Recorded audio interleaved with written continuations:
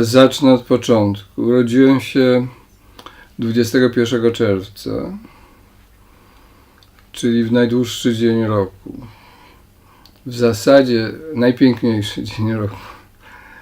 A był to rok 45. A wspominam o tym dlatego, że kiedy dzisiaj myślę o tym momencie, to wydaje mi się bardzo ciekawy, bo tam jest wielka sprzeczność. Z jednej strony to jest najdłuższy dzień roku, tak, pełnia lata.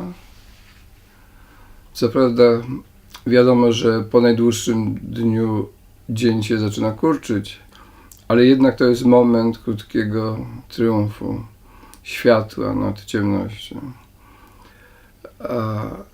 Ale urodziłem się w mieście, w Lwowie, którego duża część populacji, mieszkańców skazana była na wyjazd.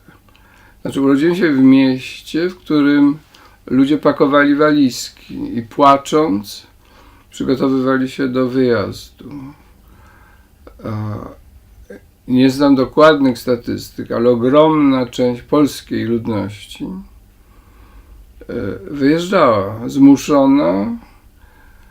Teoretycznie można było zostać, ale mało kto zostawał, bo z tego, co mi mówili rodzice, robiono takie bilanse przewidywania, że w Polsce jednak będzie odrobinę lepiej niż w Związku Radzieckim. I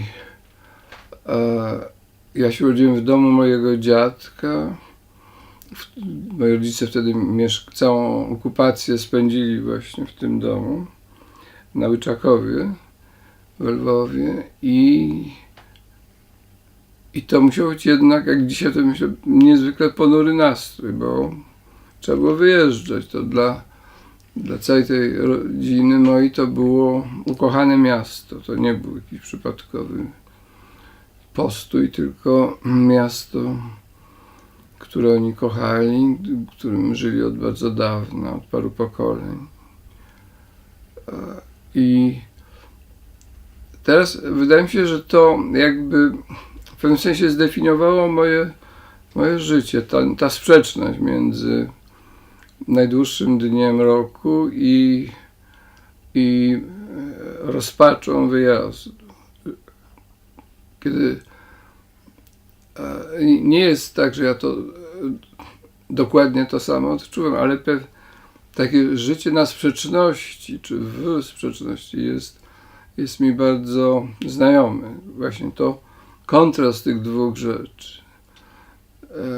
Nawet wydaje mi się, że w tym, co piszę, jest podobnego typu zestawienie, kontrast. Z jednej strony są momenty ekstatyczne, radosny, a z drugiej strony jest cień, bardzo wielki cień.